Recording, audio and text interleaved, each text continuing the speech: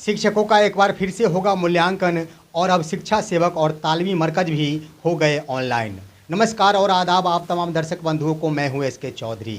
दोस्तों, बिहार शिक्षा विभाग आखिरी तौर पर शिक्षकों का मूल्यांकन करने जा रही है, जहां एक तरफ तमाम शिक्षक कभी दक्षता परीक्षा उत्तीर्ण हो चुके हैं, तो कभी सक्षमता परीक्षा उत्तीर्ण हो चुके हैं, तो कभी पात्रता परीक्षा उत्तीर्ण हो चुके हैं, तो कभी बीपीएससी परीक्षा उत्तीर्ण हो चुके हैं। उसके बाद भी शिक्षा विभाग को शिक्षकों पर शायद विश्वास नहीं हो रहा या फिर शिक्षकों की गुणवत्ता पर कोई सवाल खड़ा हो रहा। इसको लेकर एक बार फिर से शिक्षा विभाग द्वारा तमाम शिक्षकों का मूल्यांकन करने की बात सामने आ रही है। इसके संबंध में जो खबर आ रही है उसके अनुसार छात्रों के मूल्यांकन के आधार पर ही शिक्षकों का मूल्यांकन किया जाएगा और उस मूल्यांकन के बाद आखिर क्या कुछ होगा, इससे पहले कि इन तमाम बिंदुओं के ऊपर हम विस्तार पूर्वक चर्चा करें, अगर आपने अभी तक हमारे इस चैनल सुसत्य वचन को सब्सक्राइब नहीं किए हैं तो कृपया अभी सब्सक्राइब कर लेंगे। दोस्तों, ये खबर सामने उभर कर आ रही है कि इसी वर्ष छात्रों के अर्धवार्षिक परीक्षा का आयोजन किया जाएगा और उस अर्धवार्षिक परीक्षा के आधार पर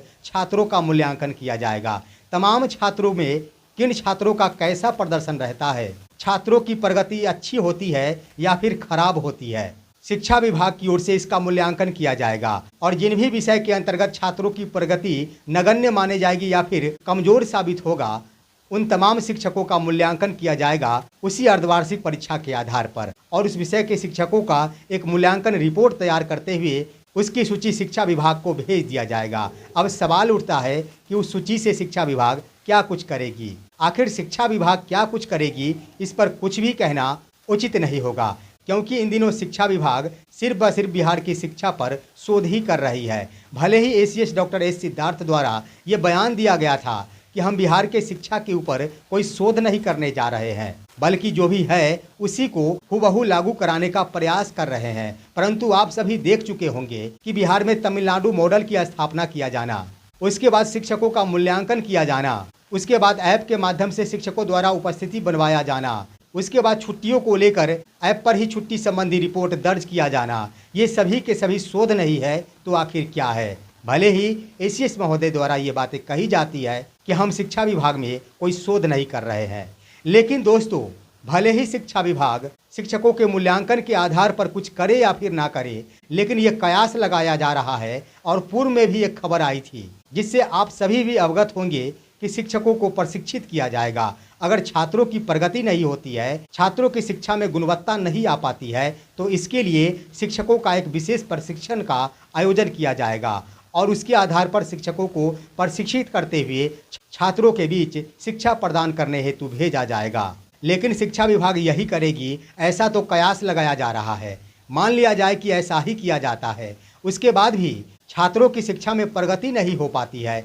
यानी शिक्षकों को प्रशिक्षण दिए जाने के बाद भी अगर छात्रों में उत्थान नहीं हो पाता है, छात्रों में प्रगति नहीं हो पाती है, उसके बाद शिक्षा विभाग द्वारा कौन सी रणनीति का प्रयोग किया जाएगा। निश्चित है कि जब प्रयोग पर प्रयोग ही किया जा रहा है तो एक बार फिर से शिक्षकों पर भी प्रयोग होगा, चाहे वो दंडात्मक रूप में हो या फिर उनके वेतन के मामले में हो। लेकिन सही है कि मीठे रूप में शिक्षकों पर नकेल जरूर कसा जा रहा है। भले ही शिक्षकों के ऊपर कोई पॉलिसिंग नहीं की जाएगी, ये बयान सोशल मीडिया में दी जा रही है। दोस्तों, वहीं आप देखेंगे तो आपको स्पष्ट हो जाएगा कि तमाम जिलाधिकारियों को भी विद्यालयों के निरीक्षण के लिए आदेशित किया गया है, यानी जिलाधिकारी स्तर से ही विद्यालयों का अनुश्रवण किया जाएगा, निरीक्षण किया जाएगा। दोस्तों, निरीक्षण के क्रम में पहले ये कहा जा रहा था कि शिक्षकों की उपस्थिति पर कोई भी ध्यान नहीं दिया जाएगा, लेकिन आपने देख लिया होगा कि पत्र में स्पष्ट लिख दिया गया है कि अनुश्रवण के क्रम में छात्रों एवं शिक्षकों की उपस्थिति पर ध्यान दिया जाना,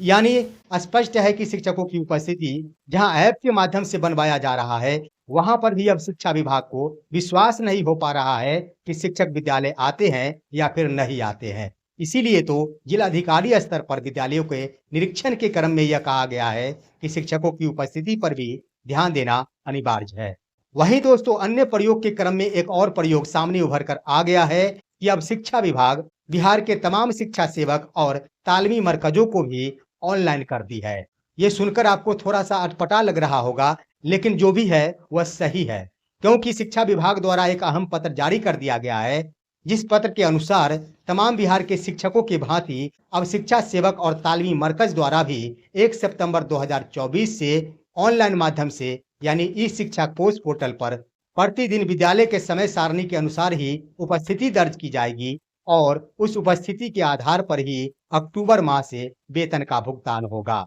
यानी स्पष्ट हो गया है कि 1 सितंबर से बिहार के विद्यालयों से जुड़े तमाम कर्मियों को ऑनलाइन माध्यम से ससमय उपस्थिति बनाना अनिवार्य कर दिया गया है। किसी भी प्रकार का लेट लतीफा नहीं चलेगा। यहाँ तक कि जो राहत प्रदान की गई है उसके अंतर्गत शिक्षकों को महीना में 2 बार 1 घंटे से ज्यादा विलंब से आने की छूट प्रदान की गई है और इस 2 बार की अवधि के लिए उनका 1 CL समांजित कर दिया जाएगा। वहीं दोस्तों आप सोच रहे होंगे कि क्या यह व्यवस्था अक्टूबर माह से लागू होगा या फिर 1 सितंबर से लागू होगा। दोस्तों पत्र में जो भी अंकित किया गया है कि 1 अक्टूबर से वेतन का भुगतान इसी अटेंडेंस के आधार पर होगा। यानी इसका अर्थ हुआ और हमारा जो विश्लेषण कहता है उसके आधार पर 1 अक्टूबर से होने वाला भुगतान सितंबर महीना का ही होगा। तो जब सितंबर महीना का भुगतान होगा इससे स्पष्ट हो रहा है कि 1 सितंबर से ही तमाम शिक्षकों को सजग रहते हुए ऑनलाइन माध्यम से अटेंडेंस बनाना होगा और शिक्षकों के साथ अब तालीमी मरकज और शिक्षा विभाग भी ऑनलाइन होते नजर आएंगे और उनके साथ ई शिक्षा कोष ऐप पर सुर से सुर मिलाते नजर आएंगे। फिलहाल आज की खबर बस इतना ही। आप सभी हमारे इस वीडियो को लाइक करते हुए तमाम दोस्तों के पास शेयर कीजिए और अब दीजिए अपने ही दोस्त SK चौधरी को इजाजत। जय हिंद, जय भारत।